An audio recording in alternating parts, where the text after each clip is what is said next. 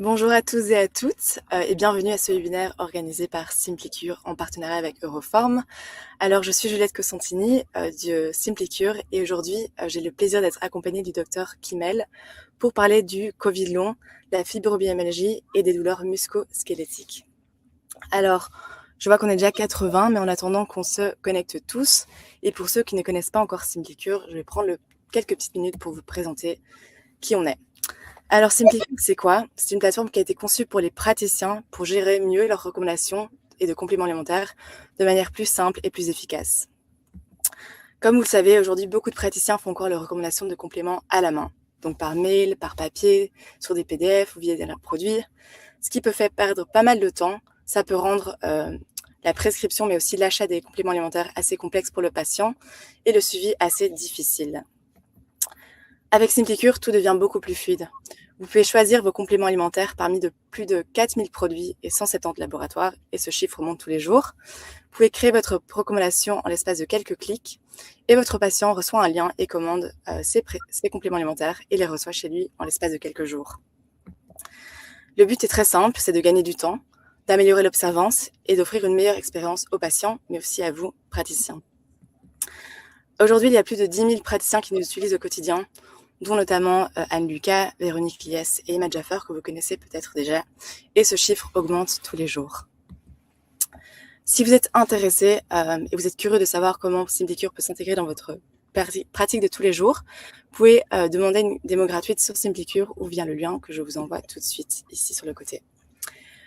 Donc voilà, quelques petites informations pratiques. Avant de commencer, vous pouvez nous dire bonjour dans le chat, surtout pour les nouveaux, comme ça on apprend à vous connaître un petit peu. Et vous pouvez vous poser vos questions dans le chat et on les répondra à la fin du webinaire avec le docteur Kimel. Donc voilà, le docteur Kimel va présenter.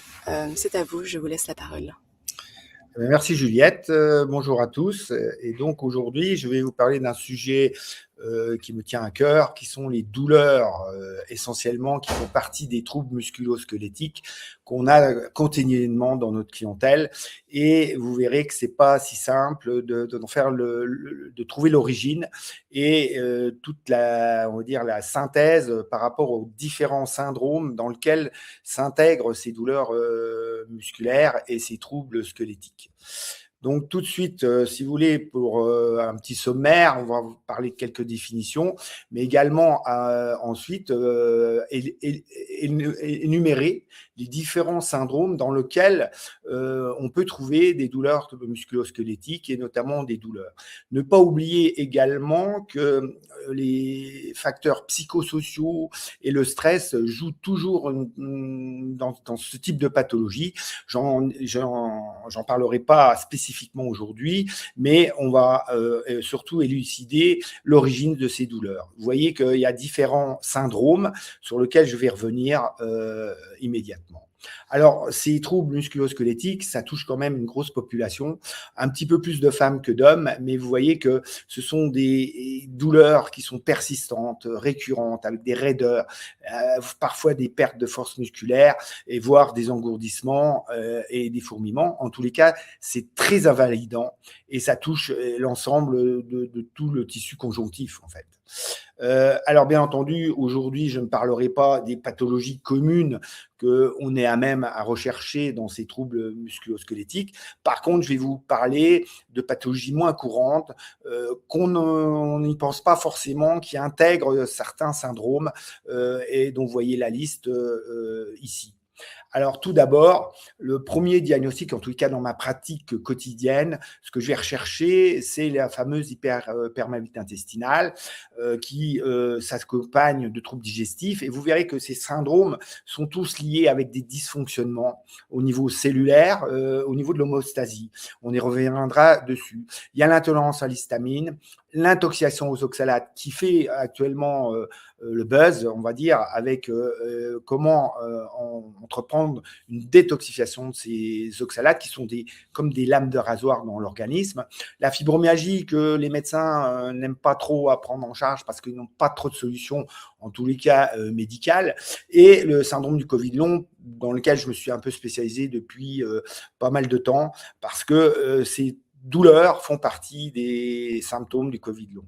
Alors, si vous voulez une synthèse de tout ça, c'est qu'il y a une perturbation de l'homéostasie qui touche 4 grosses fonctions dans l'organisme. Évidemment, le microbiome, le stress oxydatif qui pour moi est essentiel. On ne corrige pas des troubles généraux si on ne gère pas ce stress oxydatif.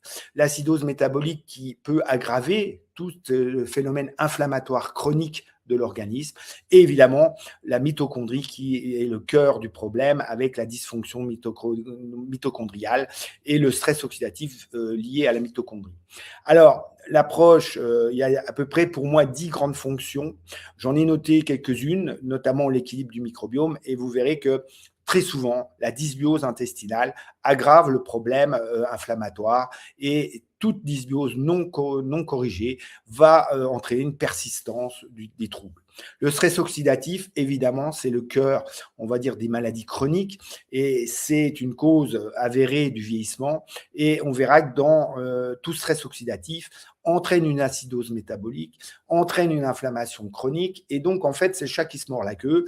Et si vous ne réglez pas ce stress oxydatif, vous n'aurez pas de résultat dans votre prise en charge. L'équilibre azo-basique, très important parce que on sait que le pH de l'organisme, il faut dans chaque on va dire partie de l'organisme, on a un pH différent qui permet une optimisation des fonctions capitales et notamment au niveau de la digestion. Par exemple, il faudra une bonne acidité dans l'estomac et dans l'intestin, puisque les bactéries qui fabriquent l'acide lactique vont être un élément qui va détruire les bactéries délétères. Donc l'inflammation, évidemment, elles font partie de toutes ces pathologies et de tous ces syndromes. Et là, ce qu'on appelle l'inflammation à bas grade est impliquée dans toutes les pathologies chroniques. Et c'est un élément majeur de recherche au niveau biologique, on le verra. Et cette inflammation, elle est responsable et due à un problème de dysfonction immunitaire. Donc la mitochondrie, comme je vous disais, c'est un élément essentiel. Quand la mitochondrie fonctionne bien, elle fabrique de l'énergie au niveau de sa cellule. La cellule, elle fonctionne bien, les tissus fonctionnent bien et l'organe va finir par fonctionner correctement. Donc toute dysfonction mitochondriale va entraîner une perturbation du fonctionnement. Rappelez-vous qu'on a 10% de nos mitochondries qui disparaissent tous les 10 ans. Donc, vous voyez bien que l'importance de ces mitochondries est essentielle dans la prise en charge globale de ces pathologies qu'on va voir. Alors, élément élémentaire, fondamental également, c'est la détoxification. Là-dessus, vous savez qu'on a des éléments, des organes indispensables pour la détoxification. C'est le foie, les intestins, les reins, un peu moins connu, le poumon, mais qui rentre dans le règlement de l'acidose métabolique, donc d'où l'importance. Et donc, on verra l'importance de cette détoxification et comment on peut optimiser une détoxification en sachant que cette détox, elle doit se faire en général dans des périodes où il y a moins de stress, avec une bonne hydratation pour favoriser l'élimination et des toxines et des toxiques. Donc, toxines, c'est ce qu'on respire, ce qu'on fabrique, ce que l'organisme fabrique, et les toxines, et les toxiques, c'est ce qu'on respire, qu'on mange, etc. Donc, les autres fonctions, je les ai citées tout simplement. Je reviendrai sur l'autophagie et mitophagie parce que ces phénomènes sont réglés par la mitochondrie, si vous voulez. Et s'il n'y a pas s'il y a un problème de mitochondrie, on a un problème d'apoptose et donc la cellule va mourir plutôt par nécrose et libérer toutes les cytokines pro-inflammatoires. Alors, venons-y tout de suite à ces causes de troubles musculo-squelettiques. Une qui est essentielle, à mon avis, c'est donc le leaky gut, c'est donc la recherche de la perméabilité intestinale accrue qui va laisser passer des débris bactériens, des virus, des antigènes, des aliments, des champignons, enfin tout ce que vous voulez, et voire même des LPS qui sont donc des substances qui proviennent de la paroi, de la membrane des bactéries qui sont plutôt des grammes négatifs, donc plutôt délétères pour l'organisme. Alors, comment on met en évidence cette hyperperméabilité ? Tout simplement par des tests alimentaires de recherche d'hypersensibilité toujours controversé par certains gastro-entérologues, par les allergos, mais en tout cas, moi, ça fait 35 ans que je le fais et 35 ans que ça marche. Donc, on ne change pas une équipe qui gagne. C'est la première chose, à mon avis, à chercher dans ces problèmes. Évidemment, on va aller chercher tous les paramètres qui explorent cette paroi intestinale avec zonuline, LPS, fucosyltransférase. Ce sont tous des dosages biologiques fonctionnels, non remboursés par la Sécu, bien entendu, mais qui va vous permettre de un peu plus fin dans votre prise en charge pour réparer un intestin. Vous voyez qu'on peut même faire maintenant, et j'utilise régulièrement le microbiome avec son étude métagénomique, pour détecter les bactéries, les dysbioses, les SIBO, les SIFO, les IMO, enfin tout ce qu'on peut voir dans un dysfonctionnement du microbiote. Voilà un exemple. Et là, si vous voulez, vous avez d'une part la liste des aliments qui passent à travers l'intestin. On voit que chez ces patients ou cette patiente, on avait une intolérance à la protéine de lait de vache. Donc, c'est clair que si vous enlevez cette protéine, et je dis bien que c'est la protéine, donc la caséine, et non pas le lactose, bien faire la différence entre les deux, et vous allez régler 50% des douleurs musculo-squelettiques en arrêtant l'aliment. Et bien entendu, chose importante, réparer la paroi intestinale. Pourquoi ? Parce que si vous ne réglez pas la paroi, l'intestin continue à être poreux. Et évidemment, il faudra chercher pourquoi l'intestin est poreux, évidemment. Et en général, c'est une dysbiose, c'est lié au stress oxydatif avec l'action des radicaux libres sur les jonctions. Donc, vous voyez que moi, j'ai un trépied qui marche depuis des années. J'en avais déjà parlé à l'époque pour les dysbioses post-Covid, dans le Covid long. Et vous voyez que j'utilise le Kéfiform, Lactoform et Permaform, qui sont la triade essentielle pour réparer votre barrière intestinale. En sachant que le Kéfiform est un symbiotique, il y a du kéfirant dedans, très important pour réparer la barrière intestinale. Le Réguloform et le Mucoform, c'est en fonction un petit peu de vos résultats d'analyse. Si les LPS sont élevés, ça traduit une inflammation intestinale liée au LPS. Il faut régler la dysbiose. Le Réguloform, on le verra, une association de plusieurs huiles essentielles assez efficaces pour réparer et détruire ces bactéries. Le Mucoform agit essentiellement sur le mucus. Donc, en tous les cas, toujours on va dire réparer la barrière intestinale, exclure les aliments pour lesquels on est tolérant, et ça, ce n'est pas définitif, c'est-à-dire qu'on va faire un traitement sur 4 mois, et ensuite, par la suite, essayer de réintroduire les aliments, tout en gardant un traitement d'entretien avec ce grain de kéfir qui est dans le coumis, et évidemment les tétrahydrocurcumanoïdes, partie actif des curcuminoïdes, voire du curcuma, qui va être anti-inflammatoire global. Donc, vous voyez que c'est très intéressant parce que ce grain de kéfir, il contient énormément de bactéries, que ce soit des lactobacilles, streptococcus, mais également des levures.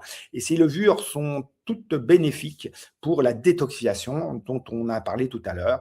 Et vous voyez que ces cytochrome P450 qui sont à l'intérieur de ces levures, ça c'est très peu connu, ont un rôle de détoxification, notamment des perturbateurs endocriniens, qui peut être la source de dysbiose. Donc vous voyez que dans ce Kéfiform, vous avez une symbiose de bactéries et de levures qui sont très très efficaces.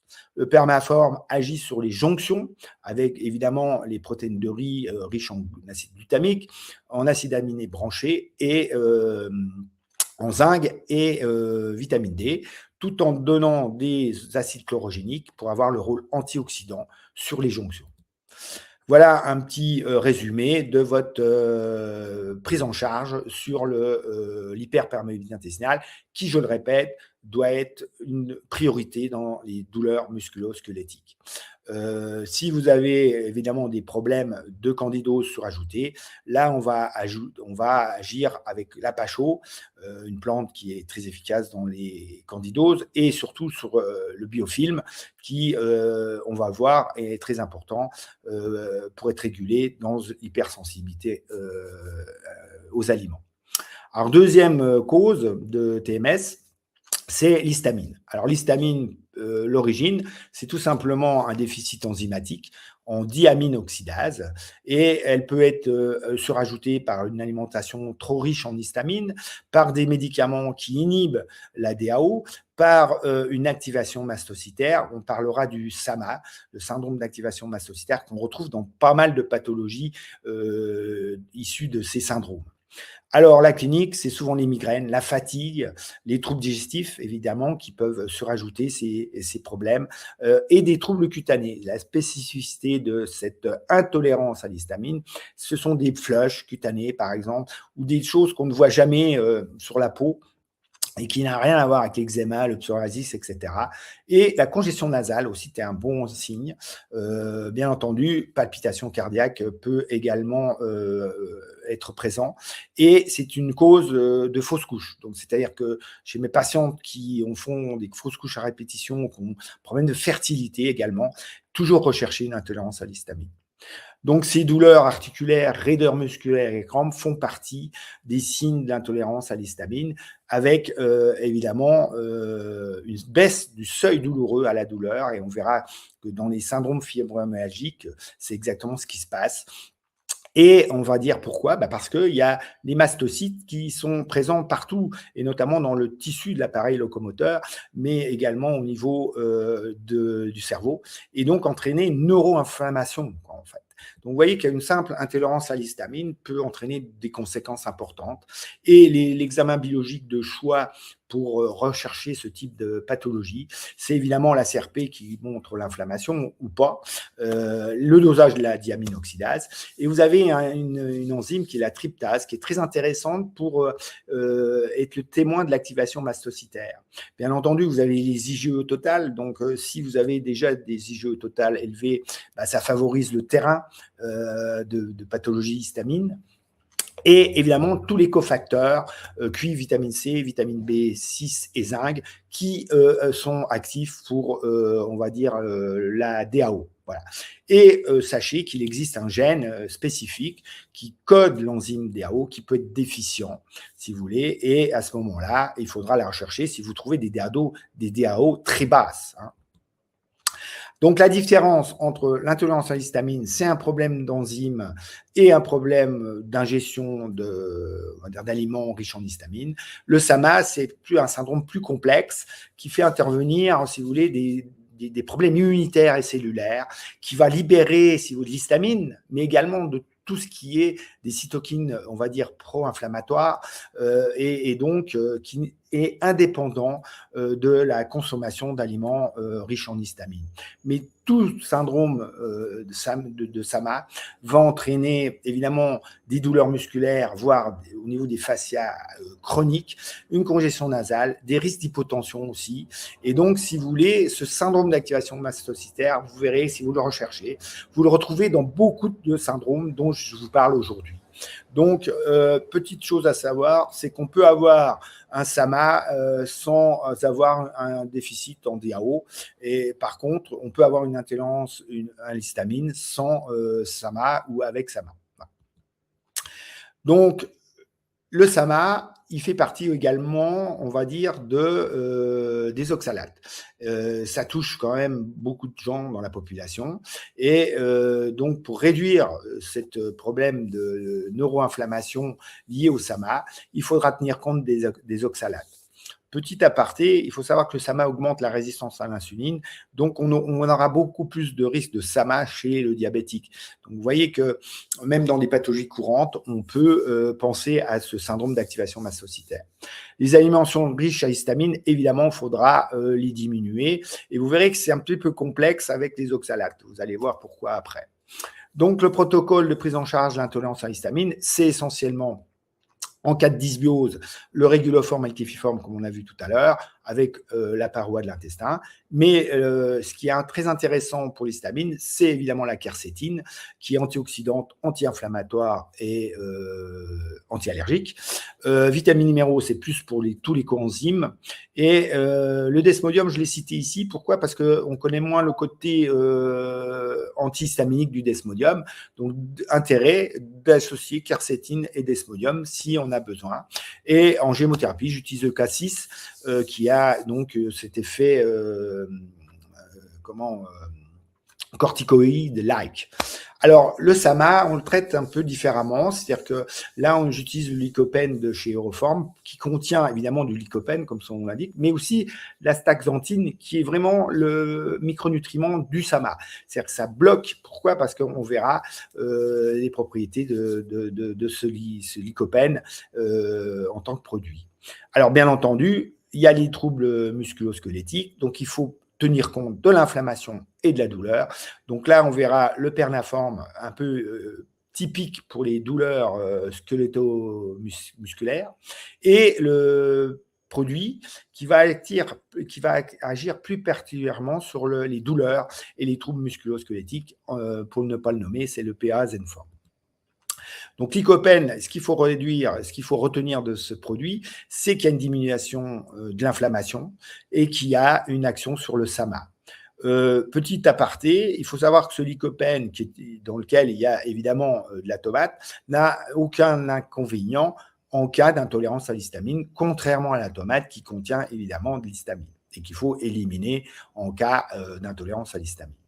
Pernaform, c'est un complément qui est tiré de la moule verte de Nouvelle-Zélande, qui est vraiment spécifique des douleurs musculo-squelettiques, qui est peu connu et qui est plus efficace que des oméga 3, par exemple. Pourquoi? Parce que elle contient dans sa texture des acides gras, des eicosanoïdes comme l'ETA, mais également des peptides anti-inflammatoires bioactifs et qui sont assez spécifiques et rares. Donc, vous voyez que c'est une action anti-COX et anti-LOX. Donc, c'est-à-dire que c'est vraiment très efficace dans la prise en charge anti-inflammatoire. Donc, en fonction des douleurs et de l'inflammation, on peut aller de 2 à 4 gélules. C'est assez spécifique comme produit. Et le PA Zenform, donc c'est aussi un complément très spécifique des douleurs, et notamment des douleurs musculo-squelettiques, avec une action sur le syndrome mastocytaire et l'histaminose, et sur l'inflammation chronique. En plus, ça agit sur la santé intestinale et la perméabilité, et pour couronner le tout, c'est qu'il va avoir une action avec le vanisème qui est contenu dans ce PA Zenform, donc sur le stress, l'anxiété, les troubles de l'humeur, qui majorent toujours ces problèmes de douleur et de troubles musculo-squelettiques. Donc, on va commencer 1 ou 2 gélules, voire aller jusqu'à 3 gélules en cas de besoin, et on verra les effets. Vous voyez sur ce tableau un petit peu les différents produits que j'ai mis d'ailleurs en violet, qui me semblent essentiels pour prendre en charge ces syndromes d'intolérance à l'histamine, et évidemment avec toutes les propriétés de chaque produit. Alors, le point suivant, c'est l'intoxication aux oxalates. On en parle un petit peu de plus en plus. Mais là aussi, je voudrais dédramatiser le problème parce que je fais attention à ça depuis quand même longtemps. Et si vous avez une alimentation assez riche et que vous n'avez pas de carence, on n'a pas forcément les signes cliniques de risque de ces intoxications aux oxalates, qui sont les calculs d'oxalates, d'acide oxalique en fait. Donc, il y a la clinique, évidemment, faire plus attention chez les gens qui présentent ces troubles-là ou dans leur histoire familiale.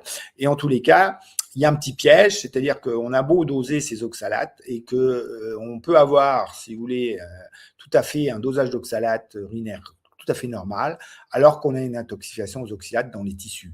Alors pourquoi? Parce qu'il n'y a pas de relargage, et donc il faut toujours se tenir compte de la clinique. Donc c'est pour ça que vous voyez que la clinique de ces différents syndromes sont proches les uns des autres, et il faut absolument à ce moment-là faire le tri entre tout ça, et c'est là que la biologie fonctionnelle nous aide bien, il faut le dire, pour préciser les troubles. Donc là, vous voyez que les troubles musculo-squelettiques, c'est la fibromyalgie. Là aussi, on a le tableau fibromyalgique typique dans l'intoxication aux oxalates. Donc, pour faire la différence entre les deux, c'est un peu compliqué. Donc, vous voyez qu'on va aller au niveau des dosages biologiques, chercher l'oxalurie des 24 heures. On peut doser même les oxalates dans le sang, mais ce n'est pas pris en charge par la Sécu. Bien entendu, on va aller regarder les vitamines essentielles si vous voulez, pour ce problème d'oxalate, c'est la B1 et la B6 active, la P5P, et on va regarder des autres vitamines, notamment du groupe B, pour assurer le métabolisme énergétique au niveau de la cellule. Donc, bien entendu, il faut éviter toutes les carences micronutritionnelles. Ça va de sens chaque fois qu'on fait une recherche et qu'on essaye de trouver une étiologie à ces douleurs. Donc, glutathion, important pour la détox hépatique. Le coenzyme Q10, plutôt pour la fonction mitochondriale. Ferritine, je le fais toujours. Pourquoi ? Parce que c'est un marqueur de l'inflammation. Et on peut doser les sulfates et les citrates urinaires des 24 heures et vous faites la synthèse. C'est-à-dire que si vous avez des oxalates élevés, des sulfates élevés et des citrates bas, vous avez un gros risque de lithiase. Il faudra donc faire en sorte de détoxifier ces oxalates et de régler le risque d'acidose métabolique. Donc les oxalates, vous voyez que ils utilisent les mêmes portes que le bicarbonate, les sulfates, donc tout ce qui est plutôt alcalinisant. Donc, on va avoir un effet acidifiant avec ce type de surcharge en oxalate. Donc, l'oxalate est concurrent du sulfate et ce sont comme des petites lames de rasoir qui se déposent dans tous les tissus. Donc, au niveau de la thyroïde, du cerveau, la moelle, enfin, tous les organes. Vous avez les normes, on va dire, des dosages des sulfalates que vous pouvez obtenir et savoir également ce qu'il faut faire en fonction des résultats. Les conséquences de cette intoxication aux oxalates, c'est encore une fois une diminution de la fonction mitochondriale. Donc, on altère la fonction de la mitochondrie qui va entraîner des problèmes, on va dire, de fonction de l'organisme, avec toujours ce stress oxydatif qui favorise l'acidose métabolique, qui aggrave également donc le pH. Et en fonction du pH, on verra qu'on favorise les oxalates. Donc, bien entendu, il y a aussi le phénomène d'activation des mastocytes. Donc, on voyait que même dans les oxalates, on retrouve les mêmes mécanismes de dysfonction au niveau de l'homostasie de la cellule. Donc, les éléments importants pour éviter les oxalates, c'est donc la fonction mitochondriale avec oxaloform que j'utilise, qui contient de la B6 active, ça c'est très important, et de la B1, de la thiamine, qui assure l'énergie au niveau de la cellule. Donc, important à savoir, c'est que la B1 et la B6 augmentent le taux d'oxalate, d'où l'importance de connaître leur valeur et éventuellement des doser. La vitamine B9 et toutes les autres vitamines sont des cofacteurs du cycle Krebs et donc de la fourniture d'énergie mitochondriale. Il faut toujours s'assurer d'un déficit de ces problèmes de fonction énergétique au niveau de la cellule. Le deuxième élément important, c'est le microbiote. Pourquoi ? Parce que les oxalates sont éliminés par le microbiote, à savoir une bactérie spécifique, qui est l'Oxalobacter formigenes, qui est déficiente dans 25% de la population et qui dégrade les oxalates. D'autres bactéries sont très importantes pour les oxalates, c'est les bifido et les lacto. Et là, on va utiliser des prébiotiques pour augmenter ce type de bactéries, comme les GOS, les FOS et les XOS. Ce sont toutes des petites molécules, des oligosaccharides, qui vont avoir l'effet prébiotique pour éliminer ces oxalates. À savoir que la candidose favorise la production d'acide oxalique et les LPS augmentent également l'oxalate. Donc, vous voyez que la flore intestinale, la dysbiose intestinale et la perméabilité intestinale sont au cœur de ces problèmes d'intoxication aux oxalates. Peut-être, petite chose à savoir, que les protéoglycanes et la chondroïtine diminuent le risque de cristaux, donc pour des gens qui ont des risques très importants de le savoir. Le calcium, il y en a dans l'oxalaform sous forme de citrate qui permet de diminuer l'absorption.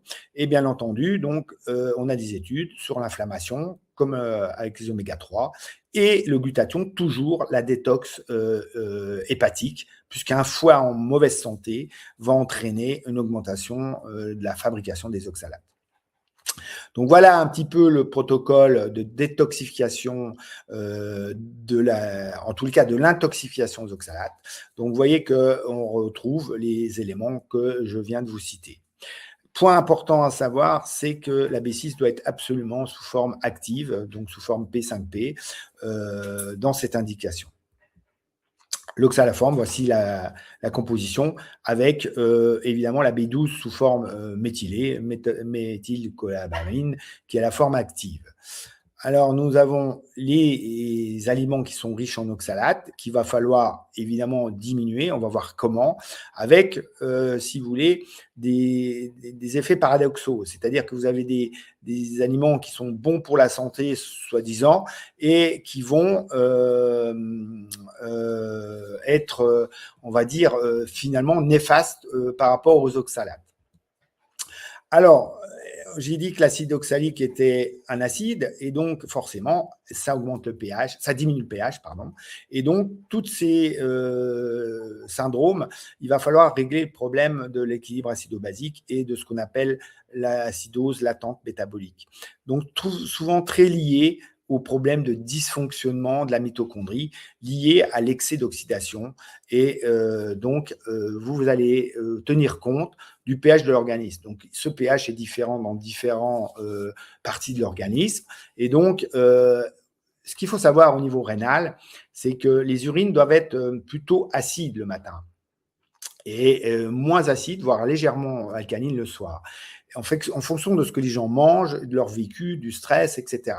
Donc, ce qui veut dire quoi? Ce qui veut dire que quand on a des urines acides le matin, c'est plutôt bon, si vous voulez. Alors que des urines alcalines le matin va indiquer le fait que l'organisme détoxifie mal l'acidité. Donc, c'est un petit peu contraire à ce que, en général, on dit quand on fait un dosage de pH, que, en fait, le pH acide le matin ne veut pas dire qu'il y a une acidose métabolique. C'est vous dire qu'au contraire, on a une bonne élimination de l'acide dans la nuit par la respiration, par le rein. D'accord? Donc, cette acidose, par contre, va entraîner des troubles. Et on retrouve encore une fatigue cérébrale et physique, une fatigue musculaire chronique, avec des risques évidemment de perte musculaire et d'ostéoporose, parce que toute acidose métabolique entraîne une perte, on le verra, de calcium, et des conséquences métaboliques et inflammatoires. Donc en fait, le rein et le poumon sont les deux organes qui vont éliminer l'acidité de l'organisme et donc qui vont régler cette acidose métabolique latente et qui est fonction, je vous rappelle, de l'hygiène de vie et de notre génétique. Alors, pourquoi? Parce que ça augmente les pertes osseuses, comme on a vu, parce que l'organisme va puiser dans ses bicarbonates, dans son acide glutamique, etc., pour tamponner le pH, pour qu'il soit neutre. Et pour ça, on a des solutions alimentaires simples en buvant du bicarbonate de sodium, des eaux riches.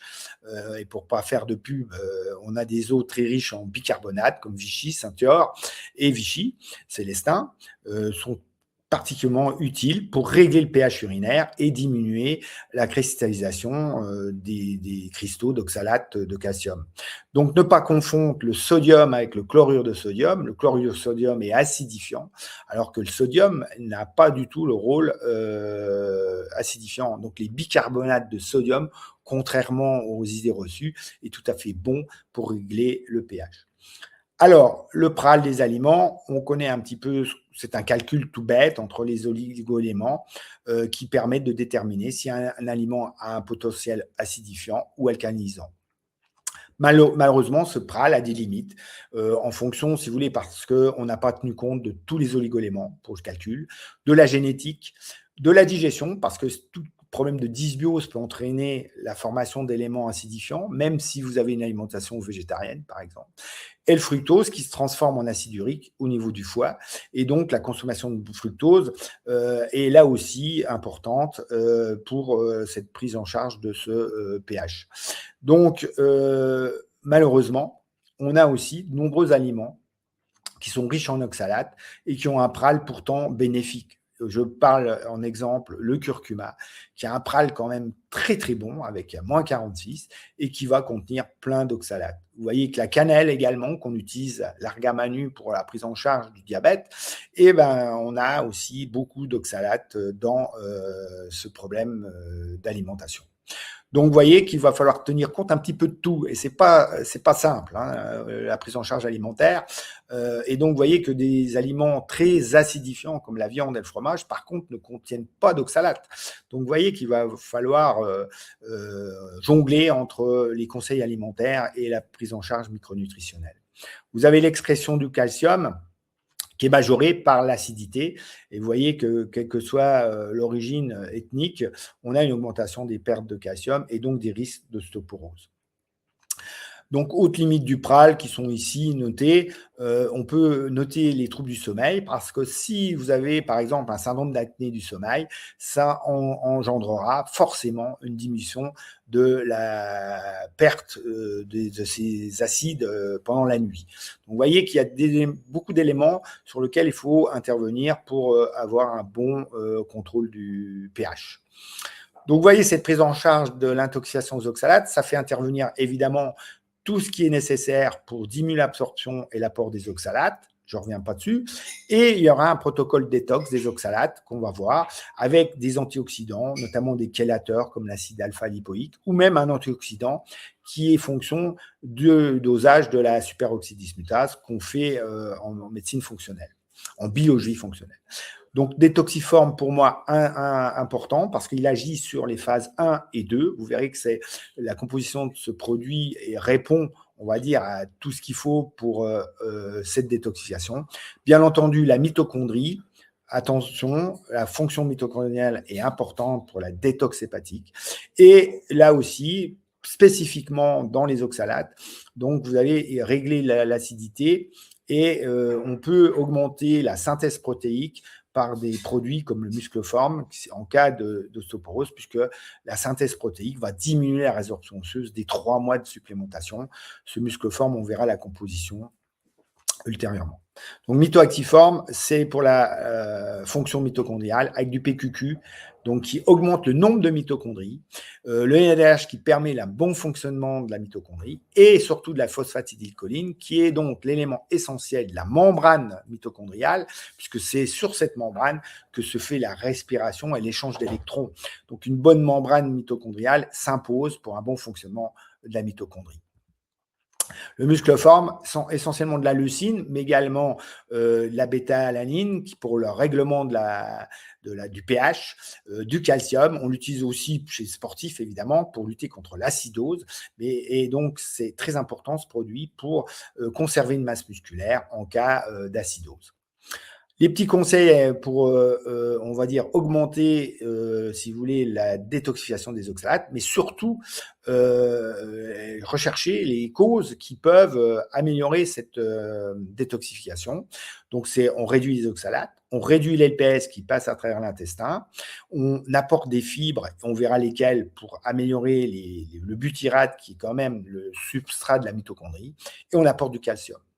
Mais il va falloir apporter du calcium en fonction également de la richesse en oxalate ou non. Donc, vous voyez qu'il y a des aliments plus à préférencier dans ce type de prise en charge, puisqu'il y aura très peu d'oxalate dans les aliments qui sont cités ici. Vous voyez qu'un repas qui comporte du calcium va diminuer, si vous voulez, l'apport en oxalate. Donc, le calcium important pour les jonctions, les fibres pour l'effet prébiotique. Et là, il vaudra mieux privilégier le riz basmati plutôt que les pommes de terre refroidies qui sont des amidons résistants et qui ont un effet prébiotique. On évite le grignotage pour éviter le SIBO et le SIFO à cause du complexe moteur migrant. Et on favorise éventuellement les jeûnes intermittents qui permettent de réguler les oxalates. Ici, le protocole complet de cette prise en charge des oxalates. Vous pouvez même faire un score pour voir les apports en oxalates. Je crois que sur Internet, il y a un Oxscore ou quelque chose comme ça qui peut se faire pour voir la consommation d'oxalates de votre alimentation. Donc, pour une bonne excrétion des oxalates, il faut une absence d'inflammation parce que ça bloque évidemment les récepteurs au niveau de la détox et ça diminue l'expression des protéines qui transportent les oxalates. Il ne faut pas d'infection à l'Helicobacter pylori, et moi qui les recherche systématiquement chez les patients, on a quand même de nombreux patients qui présentent une infection asymptomatique, d'accord, qui est témoin d'une dysbiose intestinale. Donc, il faut vraiment vérifier l'absence de cette bactérie dans l'estomac. Évidemment, l'absence de dysbiose intestinale qui favorise l'élimination des oxalates. Alors, le relargage, on a vu tout à l'heure au début qu'il peut être négatif ou positif. S'il est positif, évidemment, ça veut dire qu'il y a une intoxication. S'il est négatif, eh ben, il faut regarder la clinique. Et donc, vous voyez que là, il faut une détox qui soit progressive. Donc, on n'enlève pas directement tous les aliments qui sont riches en oxalates. On diminue progressivement de 5 à 10% par semaine et on va faire cette détox qui peut durer plusieurs mois. Hein. Et vous verrez qu'il y a une amélioration clinique et notamment des douleurs musculo-squelettiques. Donc, vous voyez que ça fait partie du syndrome important dans ces douleurs musculo-squelettiques. Alors, le relargage, eh ben, on a des phénomènes qu'on a déjà vus qui permettent une bonne détox. Et donc, attention quand même, petit bémol, sur les gens qui ont des régimes végétariens et surtout les jus, les fameux jus détox qu'on associe souvent à une détoxification et qui sont riches en légumes verts, qui sont bourrés d'oxalates. Donc, ne pas faire une détox avec des jus verts à feuilles surtout. Donc, détoxiforme, vous avez sa composition ici. Ça agit, cette composition, sur tout, on va dire, les compléments de la phase 1 et de la phase 2 de détoxification. Donc, essentiel pour une bonne détoxification. Donc, là également, jouer sur, évidemment, le stress oxydatif, la mitochondrie, le glutathion, puisque je vous ai dit que le glutathion est très important pour, on va dire, la fonction hépatique. C'est là où on a un taux de glutathion plus élevé dans l'organisme. Et si le foie est fatigué, eh ben, on aura une production d'oxalate beaucoup plus importante à partir du glyoxylate. Et donc, toujours favoriser la détox dans une détox aux oxalates. Alors, je vous ai dit que le tableau de la fibromyalgie, au niveau des oxalates, ressemblait au tableau de la vraie fibromyalgie. Donc, on peut très bien avoir une fibromyalgie sans intoxication aux oxalates. Et comment on va prendre en charge cette fibromyalgie? Eh bien, typiquement, c'est des douleurs musculo-squelettiques diffuses, très persistantes, avec une fatigue importante et des troubles du sommeil. C'est ce qui caractérise cette fibromyalgie, avoir même avec, si vous voulez, des troubles cognitifs, mais sans syndrome inflammatoire. Donc, c'est plutôt un diagnostic d'exclusion, on le sait. Il n'y a pas de test biologique de routine, pas d'imagerie. Donc, en fait, on l'évalue surtout par les échelles de la douleur. Donc, sur le plan biologique, ce que je fais en cas de fibromyalgie, c'est surtout donc le profil des neurotransmetteurs avec un dosage du GABA. On verra l'importance du GABA dans cette prise en charge de ce syndrome. La mélatonine, on peut faire un cycle de la mélatonine ou doser un métabolite de la mélatonine dans les urines et toujours exclure l'inflammation et anticorps antinucléaires et latex valeur rose pour éviter de passer à côté d'une maladie plutôt rhumatismale. Donc, le GABA est important. Pourquoi? Parce qu'on a des études qui montrent que dans la fibromyalgie, on a une baisse du GABA. On a une augmentation du glutamate. Donc, on a un déséquilibre, si vous voulez, entre les excitateurs et les modérateurs du système nerveux. Et évidemment, dans cette fibromyalgie, on a une augmentation de la perception de la douleur. On a même vérifié ces taux en IRM qui montrent qu'il y a vraiment une baisse du GABA. Alors, on va régler le problème avec un produit que j'utilise régulièrement, qui est excellent, qui est le Lactoform Neuro, qui contient évidemment du GABA, mais qui contient aussi de l'urolytine A pour la mitochondrie et qui contient une psychobactérie. Voilà. Et évidemment, le dosage de Lactoform va être fonction de votre dosage urinaire de GABA, et on est capable de trouver dans des fibromyalgies des GABA à 300, c'est-à-dire très très bas. Donc, là aussi, les récepteurs à GABA agissent comme ceux de la prégamaline et de la gabapentine qui ont des effets indésirables assez marquée. Et donc, moi, j'évite au maximum. Au contraire, je passe à ce lactoforme neuro. Donc, on a des études bien particulières sur la mélatonine. Vous voyez que cette mélatonine, il faut l'utiliser quand même à 10 mg. Donc, sans danger, sur surveillance médicale, mais il y a peu d'effets secondaires. J'ai des gens qui sont depuis au moins 30 ans sous mélatonine 10 mg dans les cas de fibromyalgie qui vont très bien et qui ont beaucoup moins de douleur. Et vous voyez que c'est aussi efficace, voire plus efficace que l'anafranil. Et donc, je vous encourage à utiliser cette mélatonine qui, pour moi, avec un dosage de 10 mg. On a des études avec moindre milligrammes qui ont également des effets. Alors, le PEA, lui, il améliore la douleur, il règle le sommeil et la fatigue. Là aussi, on a une meilleure correction par rapport à la paroxétine et tous les médicaments qui agissent enfin, en tous les cas, dans les centres antidouleurs qui sont utilisés comme antalgiques, en fait, essentiellement. Donc, ça se lie sur des récepteurs spécifiques et donc, si vous voulez, sur les récepteurs endocannabinoïdes et sur d'autres récepteurs qu'on verra, qui est sur la perception de la douleur et de l'inflammation. Donc, on peut l'associer, ce PEA, avec de la boswellia pour l'effet anti-inflammatoire, mais moi, j'utilise avec du vanisème, qui est donc la plante qui est tirée de la maniguette et qu'on nomme plante du paradis et qui a une action sur, vous voyez, différents types de récepteurs, notamment endocannabinoïdes, récepteurs sur la perception de la douleur et les récepteurs de la sérotonine et de la neuroinflammation.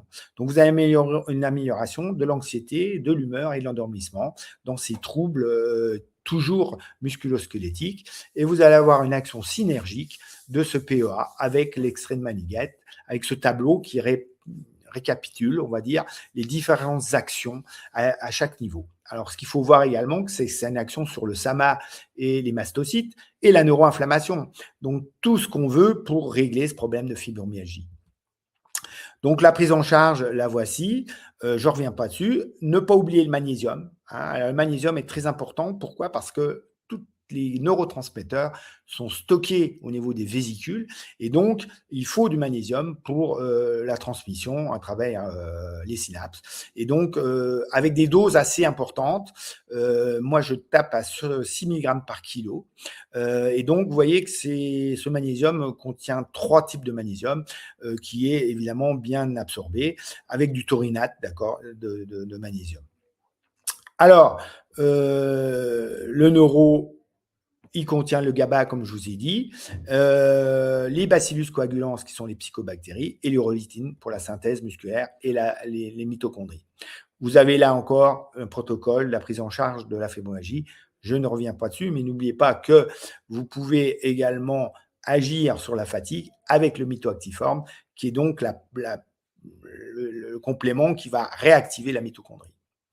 Alors, dernière cause de troubles musculo-squelettiques, c'est la spicopathie, pour lequel j'avais fait un topo à l'époque, il y a quelques temps, et donc dont, si vous voulez, le mécanisme est donc l'adhésion de la protéine spike sur les récepteurs ACE2 qui va entraîner une multitude de signes cliniques très disparates dans tout l'organisme, puisqu'il y a des récepteurs ACE2 partout, et donc qui entraînent des douleurs musculo-squelettiques, mais avec d'autres signes un peu disparates. Donc, ces mécanismes de spicopathie sont liés toujours au même problème, avec un problème immunitaire, avec ça peut aggraver, Covid long peut s'aggraver d'un SAMA, d'un syndrome d'activation mastocytaire. Il y a une neuroinflammation, il y a une dysbiose intestinale, il y a une dysrégulation du système neuro-autonome, c'est-à-dire avec des troubles cardiaques, palpitations, sensations d'oppression, etc. Et évidemment, une inflammation qui entraîne, qui pérennise le problème. Donc, les sérologies, la sérologie Covid et le titrage des anticorps est pour moi important. Je l'ai de tous mes patients et je suis la cinétique de ces anticorps qui, logiquement, devraient baisser. Mais malheureusement, on verra que ce n'est pas toujours le cas, puisqu'on se réinfecte progressivement, régulièrement, sans signe clinique. Et là, évidemment, on refabrique la protéine spike et on relance le processus auto-immun, en fait. Donc, il y a toujours une baisse du GABA, la CRP elle monte. Le zinc baisse. Le glutathion baisse. Le coenzyme Q10, en général, est fluctuant, mais souvent baisse. Il y a toujours un stress oxydatif. Il y a une dysbiose systématique, et si cette dysbiose persiste au-delà de 6 mois, vous avez des risques de passage en Covid long.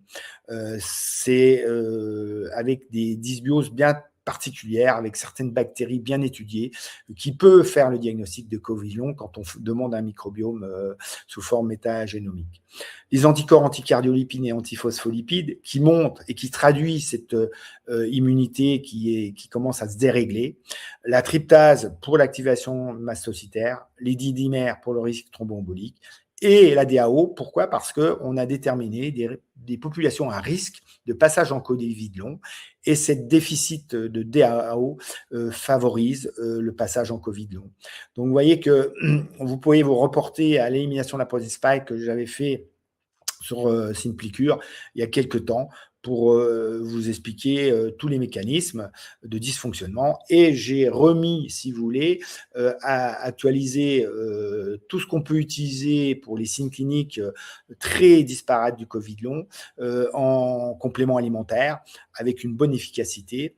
Et j'ai rajouté par rapport à 1 an et demi deux choses. Le BioLysform, qui est donc un complément que j'utilise dans les biofilms, mais qui a la propriété d'avoir de la scutellaire dedans, qui a la possibilité d'interagir avec la protéine spike sur les récepteurs ACE2.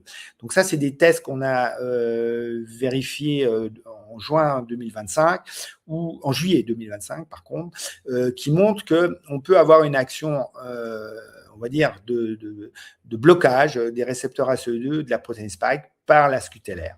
Et la deuxième chose, c'est que malheureusement, comme j'ai les taux d'anticorps de tous mes patients, avant le vaccin, après les Covid et les différents variants, vous avez une augmentation régulière des anticorps on ne sait pas pourquoi, mais en tous les cas, on suspecte une persistance. Enfin, en tous les cas, on a des tests qui montrent que, au niveau neurologique, en tous les cas, c'est des tests sur les hamsters. Vous avez l'Institut Pasteur qui a fait cette étude qui montrait la persistance de virus même 80 jours après infection. Donc on se demande, enfin en tout cas moi je me demande si ce problème d'infection à répétition et d'augmentation d'anticorps n'aurait pas un lien avec une réactivation de virus qui se cache quelque part dans l'organisme. C'est pour ça que j'utilise une solution hiver qui marche très bien sur tout ce qui est viral, que ce soit l'Epstein-Barr, l'herpès et également le coronavirus. Donc voilà, j'ai incorporé dans ma prise en charge ces deux produits en supplément de la détoxification de la protéine spike et des effets, vous voyez, en violet, ce qui me semble important pour chaque problème clinique. Après, il faut faire le tri. Alors, j'utilise beaucoup le Rejuvéform. Pourquoi? Parce qu'il agit sur la neuroinflammation. Il est 10 fois plus supérieur au niveau biodisponibilité que le resveratrol. Et donc, il a une action anti-inflammatoire et de neuroprotection, ce que je veux rechercher dans le problème de Covid long. Le BioLysform, voilà sa propriété, enfin sa composition. Donc, je vous ai terminé ce petit topo parce que le syndrome d'Ehlers dans l'os est un syndrome très compliqué à prendre en charge. Et si par hasard, vous aviez des patients qui présentent ce syndrome, qui se manifestent également par des manifestations articulaires musculaires, une fatigue importante, et également, ça touche tout le tissu conjonctif, donc tout le collagène, donc qui touche tous les organes. Donc, vous allez voir que, si vous voulez, on fait un diagnostic surtout clinique, avec ce score de Byington qui témoigne de l'hyperlaxité. Alors par exemple, si vous avez le petit doigt qui touche votre avant-bras, là c'est clair que vous pouvez avoir ce problème-là, mais qui est surtout, si vous voulez, un problème de diagnostic par rapport à l'âge des signes cliniques. En général, ça commence très jeune, et donc vous voyez que c'est surtout un diagnostic sur le passé de la personne. Alors là, je vous ai mis le traitement hospitalier que ma patiente m'a présenté après sa consultation pour un syndrome EDH. Et vous voyez que si vous faites le total de ce qui est sur cette ordonnance, il y a à peu près 17 médicaments. En tout cas, 17 choses, avec des choses, on va dire, qui peuvent entraîner évidemment des effets secondaires. Et malheureusement, ma patiente n'en supportait pas beaucoup.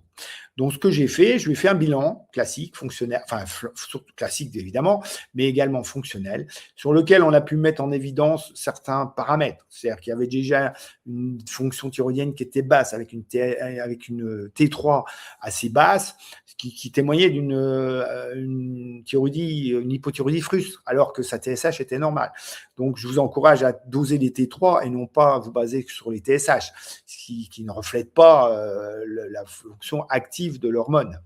Une sérologie Covid un peu élevée. Je vous rappelle que les vaccins, en tous les cas, les études montraient qu'on devait monter à 2000 d'anticorps. Là, il y avait déjà le double, 4000. Il y avait une perméabilité intestinale qui se traduisait par une zonuline qui était élevée, une sérologie positive au candidat, donc une candidose associée, un stress oxydatif avec une augmentation de la SOD et un mucus pas fonctionnel, puisque la fucosyltransférase était basse, plus une carence en oméga 3 qui a un rôle anti-inflammatoire. Donc, vous voyez que par le biais de ces examens fonctionnels, on peut donner des solutions un petit peu différentes par rapport au milieu hospitalier, qui fait qu'il ne faut pas oublier que c'est une maladie à vie. Et je vois mal cette patiente qui a 60 ans, donc le diagnostic a été fait quand même tardivement, qui va rester avec l'ensemble de ses médicaments. Donc, on a essayé de trouver des solutions et on progresse tout doucement et on va le rechercher, évidemment, tous ces syndromes dont j'ai parlé. On va éliminer un Covid long, on va éliminer une intoxication d'oxalate, etc., pour pouvoir avoir moins de douleur sur le plan musculo-squelettique. Donc voilà encore un protocole qui agit sur le tissu conjonctif, évidemment la mitochondrie, la détox générale de l'organisme et en plus des oxalates s'il y a lieu. Et en fonction des résultats biologiques que vous trouvez, vous vous donnez une solution spécifique à chaque. En fait, dans toutes ces pathologies, nous avons une somme de dysfonctionnements qui va être multisystémique et qui va dont on va les regarder sur le plan de tous ces systèmes, intestin, immunité, mitochondrie, acidose métabolique. Tous ces phénomènes rend la chose très complexe, en tous les cas. Et là, je vous ai choisi un sujet quand même assez compliqué, mais vous voyez qu'en faisant la part des choses, on arrive à peut-être identifier l'origine de ces troubles musculo-squelettiques et donc surtout d'améliorer la santé de vos patients qui présentent ce trouble ou ces troubles qui sont souvent associés ou multicartes, on va dire. Donc voilà ce que je pouvais vous dire pour ce webinaire. Merci de votre attention. Merci beaucoup, Dr Kimel. On a reçu pas mal de questions dans le chat et on va essayer vraiment d'y répondre au maximum comme on peut.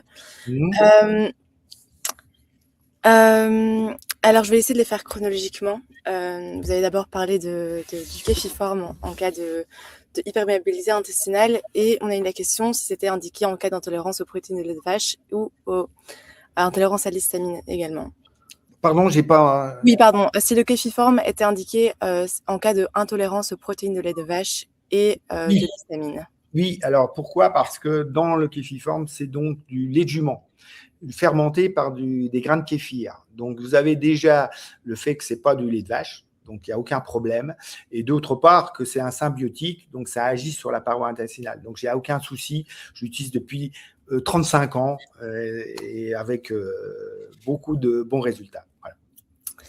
Très bien. Est-ce qu'il existe un test pour j'arrive pas à prononcer le nom, Oxalobacter formigens? Oui, bien sûr. Donc, moi, je le recherche systématiquement chez mes patients. Il faut demander, alors ça, c'est le laboratoire Atubio sur Metz qui fait ça. Il n'y en a qu'un en France, hein, à ma connaissance en tous les cas, et qui va chercher toutes les bactéries de vos intestins en fonction de leur gène. Hein. C'est les nouveaux bilans biologiques, c'est-à-dire qu'on ne fait plus un examen de sel avec les bactéries au microscope. Là, on étudie les gènes des bactéries. Donc, vous savez ou pas exactement votre composition de votre flore intestinale. Ça, je le fais systématiquement à tous mes patients, à un moment ou un autre de consultation. Et là, on met en évidence ou pas ces fameuses bactéries. Et si vous n'avez pas, malheureusement, il y a beaucoup de gens qui n'ont pas ces bactéries-là. Pourquoi ? Parce que dès qu'on prend un antibiotique, on négocie cette famille de bactéries. Il n'y a pas d'antibiotiques dans sa vie, d'accord ? Donc, ce qui veut dire qu'il y a énormément de gens qui n'ont pas ces bactéries. Alors, heureusement, il y a des bactéries, comme je l'ai noté, des bifidos, des lactos qui prennent le relais, si vous voulez. Et d'où l'importance de les nourrir, ces bonnes bactéries. Et là, vous voyez, quand on fait ces examens biologiques précieux, qu'il y a des gens qui n'ont plus du tout de bactéries dans l'intestin, hein, ou très peu, d'accord ? On détermine ce qu'on appelle l'indice de Shannon, qui permet d'étudier la diversité bactérienne. Et là, on voit qu'il y a des gens qui ont une flore complètement appauvrie. En fait. Voilà. Ouais. D'accord, merci pour toutes ces informations. Alors, il y a Jaza qui demande pour les tests urinaires le matin, un pH acide est conseillé le matin, mais est-ce que 5 ou 5,5 c'est bon aussi ? Ah bah oui, 5, oui, bien sûr. Alors, il ne faut pas que ça soit alcalinisant, en fait. Un pH alcalinisant le matin. C'est pour ça que très souvent, les gens testent leurs urines le matin. D'accord ? Et en fait, c'est un faux marqueur. Enfin, souvent, on dit « Ah, vous êtes acide le matin avec vos urines. C'est pas bon. Vous êtes en acidose métabolique. » Eh bien non, c'est presque l'inverse. C'est-à-dire que si vous avez un peu d'acide le matin, vous avez bien détoxifié l'acidité dans la nuit. D'accord ? Et très souvent, enfin, les naturopathes se basent sur le pH urinaire. Alors, les médecins, ils n'en parlent pas du tout du pH. Hein. C'est plutôt les naturopathes qui parlent de l'acidose métabolique. Hein. Et malheureusement, ce n'est pas parce qu'on a un pH acide le matin qu'on est en acidité. Voilà, c'est ça le message. C'est-à-dire qu'il vaut mieux, si vous voulez, ça traduit la bonne efficacité de la détox de l'acidité qui se fait la nuit par la respiration, par l'organe, hein, le rein et le poumon. S'il y a un peu qui flanche, vous n'aurez pas forcément une bonne détoxification des acides. Et donc, le milieu interstitiel et cellulaire va en acidité. Et s'il y a de l'acidité dans la cellule, ce que je n'ai pas précisé, on ne peut absolument pas le doser. C'est-à-dire que le pH intracellulaire, c'est impossible de doser ça techniquement. Donc, en fait, c'est les milieux interstitiels. Et si on a des urines un peu acides le matin, bah, c'est plutôt bon signe. En fait. Oui. Voilà. Si elles sont acides le soir, par contre, ça devient peut-être un petit peu alarmant. Alors après, c'est en fonction de l'alimentation. Oui, très bien, oui. Hein, c'est clair. Hein. Alors, Myriam qui pose la question si le curcumine en forme liposomale est nocif en question d'oxalate également. Alors, c'est pour ça que je n'utilise pas le curcuma, moi, si vous voulez. C'est pour ça, c'est une petite spécificité, c'est-à-dire que le curcuma, il ne faut pas oublier que ce n'est pas le curcuma qui est actif. C'est même pas les curcumanoïdes qui sont dans le curcuma, enfin qui viennent de la curcumine, c'est certains curcumanoïdes. C'est-à-dire que dans justement le kéfiforme, vous avez le tétrahydrocurcumanoïde qui est la forme active du curcuma. Voyez ? Donc moi, je vais utiliser la forme active. Et il ne faut pas oublier que ce curcuma, il est transformé par votre microbiote pour être actif en curcumanoïde. Si vous avez un microbiote qui est déficient, comme la plupart des gens avec une dysbiose, votre curcuma, il ne sert à rien. Et c'est pour ça qu'il faut bien faire la différence entre le curcuma et le tétrahydrocurcumanoïde, qui est la protéine, qui est le métabolite actif du curcuma. Voilà. D'accord. Oui, ça a du sens au final. Hein. C'est pour ça que je dis que celui-là, très rarement le curcuma. Très rarement. Alors déjà parce qu'il y a de l'oxalate. Donc après, si vous voulez, votre gélule de curcuma, il provient du curcuma. Donc, il y a forcément des oxalates dedans. Donc là, je ne vais pas utiliser le curcuma dans un problème d'intoxication au curcuma. Oui, mais c'est d'où la question, j'imagine. Oui. Alors, Sarah, du coup, pose la question si une détox des oxalates serait à faire régulièrement puisque tout le monde en consomme tous les jours. Et comment la gérer sur l'année? Alors, donc là, si vous voulez, bien sûr, par exemple, si vous faites du jeûne intermittent, ça peut être un moyen simple pour, on va dire, contrôler les oxalates. Et après, alors, malheureusement, c'est là que la biologie fonctionnelle est importante. C'est-à-dire que si je prends mon cas personnel, je dose mes vitamines, mes oligo-éléments tous les 6 mois et j'adapte mon alimentation en fonction des carences que je peux trouver. Donc, si vous avez une carence en B1 et en B6 active, c'est clair que ça favorise les oxalates. Donc, il faut éliminer les risques potentiels de ce qu'on connaît, en fait. Donc, chercher la carence en B1 et B6. Alors, peut-être trouver dans l'alimentation, moi je ne fais pas spécialement, parce que mon but c'est quand même de corriger les carences, mais il ne faut pas oublier que l'alimentation, si vous trouvez des aliments riches en B1 et en B6 actifs, eh ben, vous augmentez cette consommation, vous voyez. Donc après, en fonction du topo que je vous ai fait, vous allez choisir les aliments qui peuvent être pauvres en oxalates, ça c'est sûr, ou pas manger en même temps tous les aliments qui contiennent beaucoup d'oxalates. Donc, vous voyez, et surtout améliorer la détoxification. Faire une détox tous les ans, c'est toujours bien. Faire du jeûne intermittent par période, ça sera toujours bien. Mais il ne faut pas oublier que la détox, il faut le faire, il faut qu'il y ait un bon taux de glutathion dans l'organisme, ce qui est de moins en moins le cas, puisque malheureusement, avec les problèmes de spikeopathie dont j'avais parlé, vous faites chuter votre glutathion régulièrement. C'est-à-dire que maintenant, les gens qui, à l'époque, en 2020, avaient des taux de glutathion à 1000, 1200, se retrouvent des fois à 300. C'est-à-dire que c'est très, très bas. Et comment voulez-vous détoxifier l'organisme avec un taux de glutathion qui est bas? C'est pas possible. Donc, vous voyez, c'est très compliqué, mais en tous les cas, il faut avoir les éléments qui permettent de détoxifier. Et évidemment, il est conseillé, enfin, on peut conseiller des détox des oxalates régulièrement. Après, si vous prenez des aliments riches en calcium, vous voyez, qui inhibent l'absorption des oxalates, bien sûr, c'est plein de petites choses qu'on peut faire, évidemment, hein, bien sûr. Oui.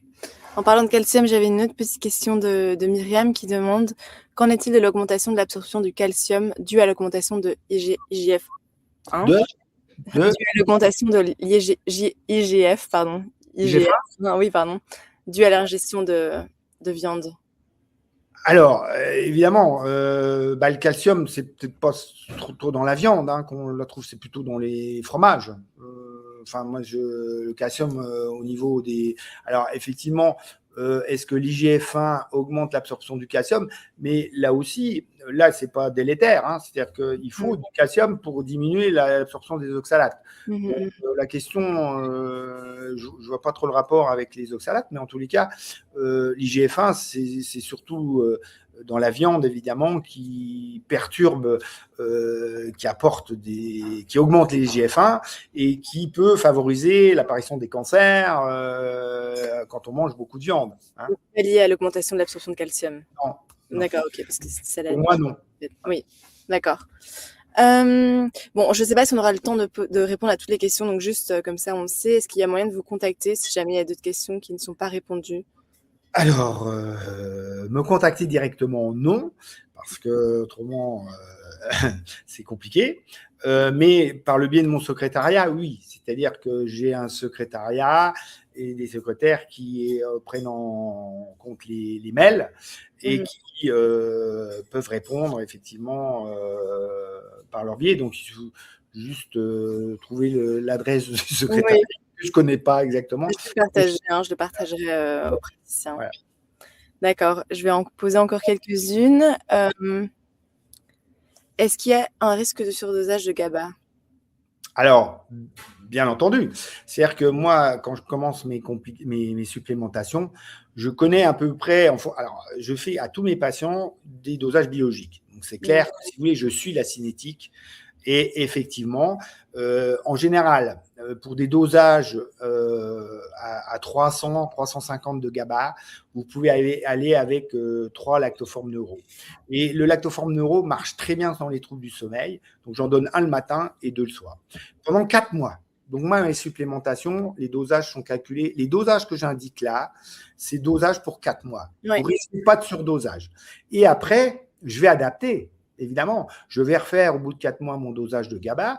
Et si je suis dans les normes, eh ben, très souvent, je laisse un traitement d'entretien. Parce que tant que je n'ai pas le réglé problème, parce que la dysbiose peut entraîner la baisse de GABA, puisqu'on a des bactéries qui sécrètent le GABA dans l'intestin, qui sécrètent la sérotonine. Donc, tant que vous ne réglez pas le problème, il faut faire un petit peu d'entretien. Mais effectivement, il faut vérifier, sinon vous risquez d'être en surdosage en GABA. Ça arrive. Hein. Oui, ouais. Et c'est potentiellement aussi même dangereux, non? Alors, moi, j'ai jamais eu de problème parce que au bout de 4 mois, vous n'allez pas vous trouver au double de la norme. Hein. D'accord. Vous pouvez un tout petit peu au-dessus, peut-être à 1500, enfin des choses comme ça. Ça n'engendre pas de problème particulier. Donc, voilà. C'est comme la vitamine D. La vitamine D, les dosages biologiques classiques, c'est 30 pour la France. Moi, j'ai monte à plus de 80, voire 100 des pathologies musculo-squelettiques, puisque la vitamine D, il y en a plein dans les muscles et dans les os. Hein. Moi, il n'y a pas de surdosage avec la vitamine D. Et ça me. Certains médecins, c'est un peu incompréhensible. Les Suisses montent leur vitamine D à 140 pour vous donner une idée, le maximum. Donc, avant d'avoir une toxicité de la vitamine D, il faut s'accrocher. Hein. Voilà. Oui, ça va, oui, je comprends. Peut-être une dernière question. Il y en a tellement. Ça a suscité pas mal de discussions, ce qui est une bonne chose. Hein. Je pense qu'il y a pas mal de révérissements aussi dans le chat. Ah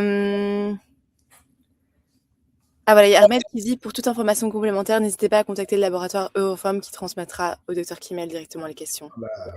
Voilà.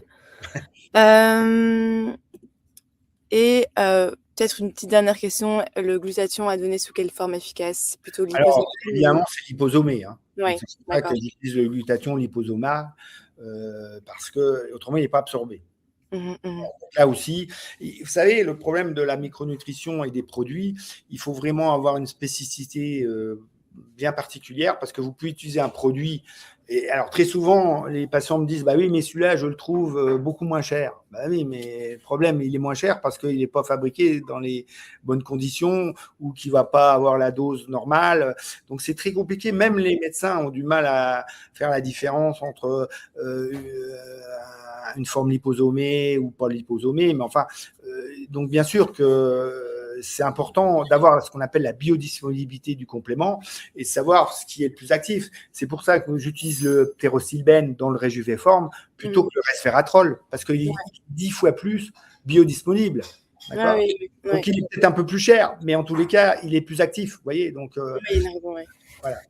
D'accord. Et une dernière question, parce que je l'ai vu pas mal passer aussi. On parle beaucoup d'oxalates, mais qu'en est-il des cristaux d'acide urique ?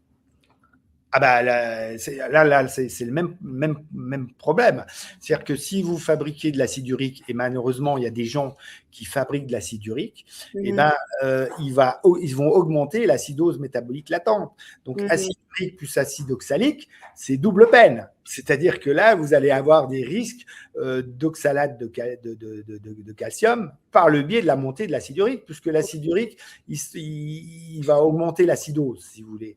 Donc, et si vous prenez en plus un sportif qui va fabriquer de l'acide lactique, en plus dans son activité sportive, qui présente une acidose métabolique avec des CPK élevés et de l'acide urique, ben, il a tout pour faire un calcul plus tard, avec même une génétique. Parce qu'on est malheureux. Alors moi, j'utilise pour faire baisser l'acide urique le macérat de frêne, qui marche très très bien. Macérat de frêne, pardon ?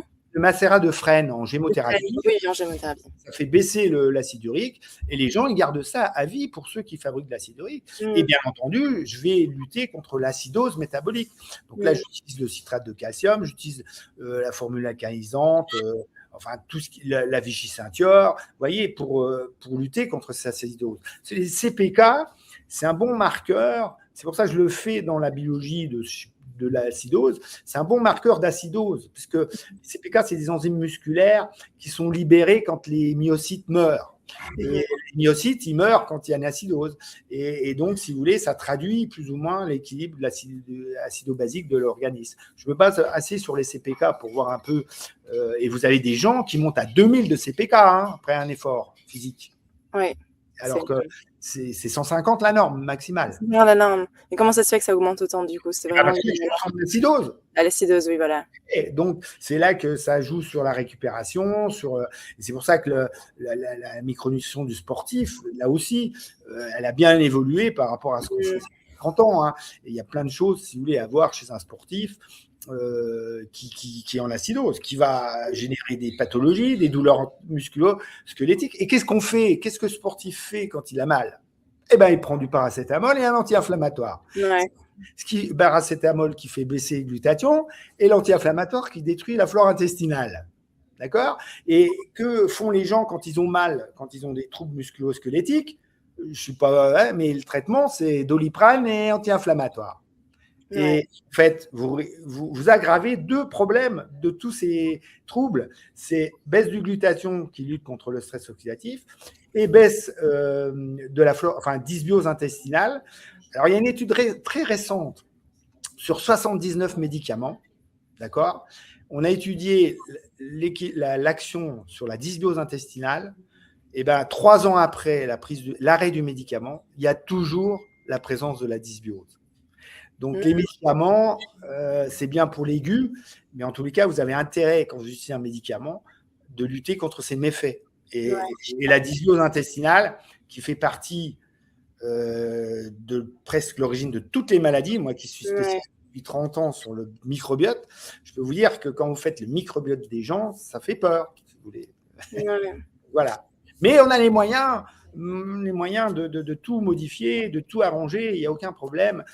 Alors, vous voyez que ces syndromes sont très complexes et pour les prendre en charge, on avance par petits pas. C'est-à-dire que on va éliminer ça. Puis après, voilà. Et en général, le but, c'est que les gens aillent mieux. Et moi, je sais qu'en tous les cas, mes patients, après 1 mois ou 2 mois de prise en charge, il y a toujours une amélioration. Voilà. Ok, c'est bon à savoir en tout cas. Voilà. Il y a des solutions. Oui, il y a des solutions. Oui. En micronutrition, ça, je peux vous dire, il y a toujours des solutions. Il faut juste mettre le doigt sur, et c'est le principe d'éduquer les médecins, les naturopathes, etc., sur ces mécanismes qui sont très complexes, mais sur lesquels on peut avoir des actions. Et je pense qu'à un moment, on fera des conférences, je ferai en tous les cas des conférences, pour aller plus loin sur un sujet, parce que la fibromyalgie, on peut en parler tout un week-end. Le Covid long, exactement. Là, on est sur des approches globales, mais si on prend un sujet bien particulier, on peut passer une semaine sur le sujet, hein, avec à être encore plus pointu, quoi, si vous voulez. Hein. Oui. Bah, écoutez, merci beaucoup d'avoir partagé tout ça. Je pense qu'on est tous beaucoup plus informés après cette 1h15 de webinaire. Bah oui, voilà, il y aura un replay comme j'ai déjà annoncé. On ne pourra pas partager les slides, mais les protocoles seront en ligne sur SimplyCure avec les dosages spécifiques, les compléments, etc. Comme j'ai aussi annoncé, les compléments alimentaires seront disponibles à l'achat sur SimplyCure aussi, donc vous pourrez les intégrer dans vos prescriptions. Et voilà, si vous avez toutes d'autres questions, vous pouvez directement envoyer des mails à Euroform qui les transférera au docteur Kimel. Voilà. Voilà, et très bien. Bonne fin de journée à tout le monde. Hein. Oui, allez. Merci beaucoup. Hein. Au revoir, bonne journée. Merci de même.